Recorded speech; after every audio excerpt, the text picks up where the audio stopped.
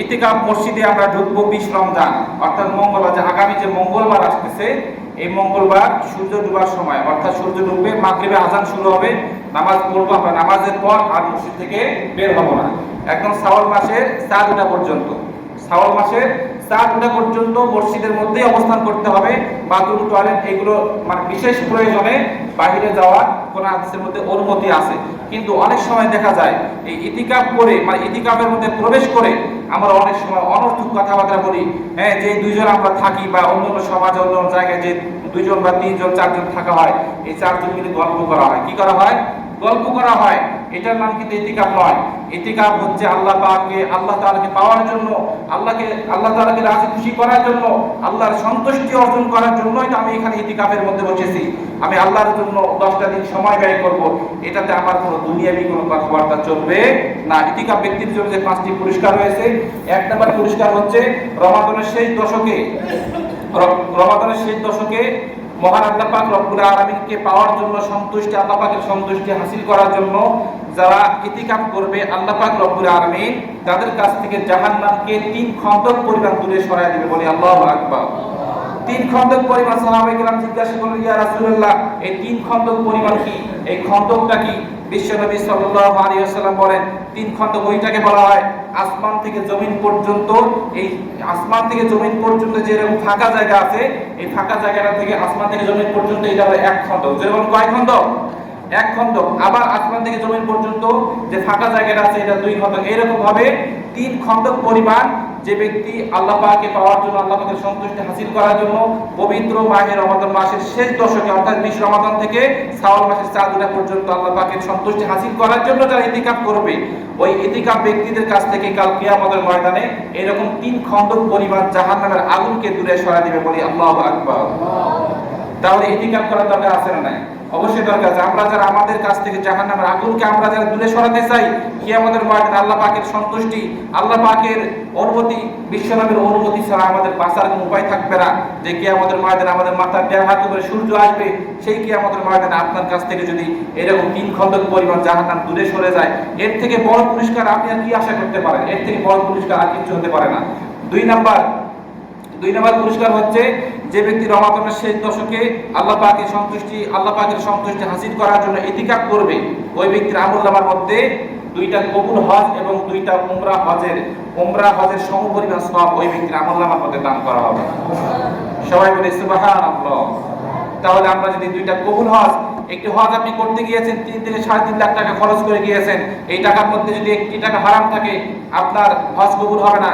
হ্যাঁ, আপনি 5 লাখ টাকা খরচ করে গিয়েছেন, উমরায় গিয়েছেন, আপনার উমরা কিন্তু টাকার মধ্যে 5 লাখ টাকার মধ্যে যদি 1 টাকা যদি সুদের টাকা থাকে, তাহলে আপনার উমরা কখনো কবুল হবে না। সুতরাং আমরা যারা এগুলো মানে ওইটা যে আপনার কবুল হবে এটা আপনার কোনো গ্যারান্টি নাই। যদি আপনার টাকাগুলো হালাল হয় তাহলে কবুল হওয়ার গ্যারান্টি আছে।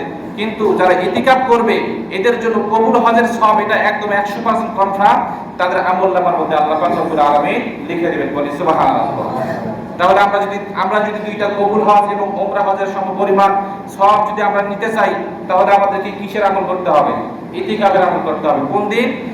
20 রমাদান থেকে শাওয়াল মাসের চাঁদ ওঠা পর্যন্ত এই 10 দিন আল্লাহ পাকের সন্তুষ্টি অর্জন করার জন্য আমাদেরকে ইতিকাফ করতে হবে। 3 নাম্বার বলা হয়েছে ওই ব্যক্তি লাইলাতুল কদর পাবে, ওই ব্যক্তির জন্য লাইলাতুল কদরটাই উপহার। লাইলাতুল খায়রুম মিন আলফি শাহর, যে এই লাইলাতুল কদরের রাতটি হচ্ছে 1000 মাসের চেয়েও শ্রেষ্ঠতম মাস। এই 1000 মাস থেকে ইবাদত করলে যে সওয়াব হবে, লাইলাতুল কদর যে ব্যক্তি পাবে ওই ব্যক্তির আমলনামার মধ্যে সেই সওয়াব লেখা হবে। সুবহানাল্লাহ। তাহলে আমরা প্রত্যেকেই ইতিকাফ করার জন্য চেষ্টা করব। বিশ্বনবী সাল্লাল্লাহু আলাইহি ওয়াসাল্লামকে সাহাবায়ে কেরামরা জিজ্ঞাসা করেছেন, ইয়া রাসূলুল্লাহ, আমরা লাইলাতুল কদর কিভাবে পাবো? বিশ্বনবী সাল্লাল্লাহু আলাইহি ওয়াসাল্লাম বলেন যে আমি রমাদানের প্রথম দশকে ইতিকাফ করলাম, লাইলাতুল কদর খুঁজে পেলাম না।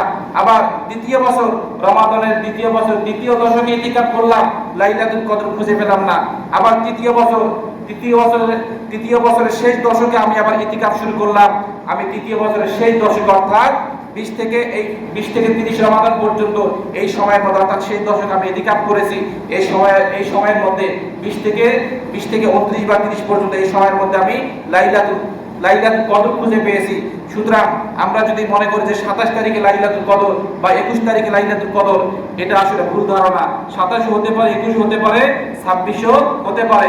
তাহলে যারা ইতিকাফ করবে ওই ব্যক্তির আমলনামার মধ্যে 1000 বছরের সওয়াব লেখা হবে। কি কারণে? ওই কারণে ওই ব্যক্তি ইতিকাফ করার কারণে লাইলাতুল কদর কনফার্ম খুঁজে পাবে। বিশ্বনবী সাল্লাল্লাহু আলাইহি ওয়াসাল্লাম প্রথম দশকে ইতিকাফ করেছে, লাইলাতুল কদর কি পায়? খুঁজে পায় না। দ্বিতীয় দশকে ইতিকাফ করেছে, লাইলাতুল কদর খুঁজে পায় না। কিন্তু তৃতীয় বছরের তৃতীয় দশকে ইতিকাফ করার কারণে কি খুঁজে পেয়েছেন? লাইলাতুল কদর খুঁজে পেয়েছেন। সুতরাং আমরা যারা ইতিকাফে যারা প্রবেশ করব, তাহলে আমরা শেষ দশকে অর্থাৎ রমাদানের শেষ দশকে 20 থেকে আমরা 30 বা 29 পর্যন্ত যে আমরা ইতিকাফ করব, তাহলে ওই ব্যক্তিদের আমলনামার মধ্যে ওই ব্যক্তিরা অবশ্যই লাইলাতুল কদর কি পাবে? খুঁজে পাবে। তাহলে খুঁজে পাওয়া মাত্র তাদের আমলনামার মধ্যে 1000 বছরের আমল লেখা হবে, 1000 বছরের আমল লেখা হবে।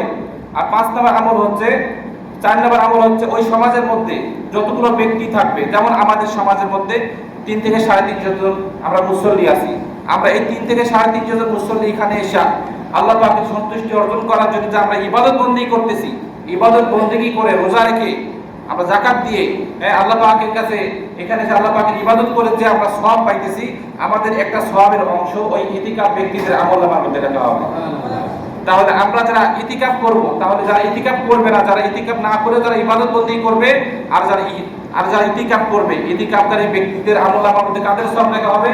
যারা বাইরের মানুষ যারা ইবাদত করবে তাদের সওয়াবের একটা অংশ তাদের আমলনামার মধ্যে লেখা হবে। তাহলে আমরা যদি আমাদের এই সাধারণ মুসল্লিদের সওয়াবের অংশ নিতে চাই, তাহলে আমাদেরকে কিসের আমল করতে হবে বলেন? ইতিকাফের আমল করতে হবে।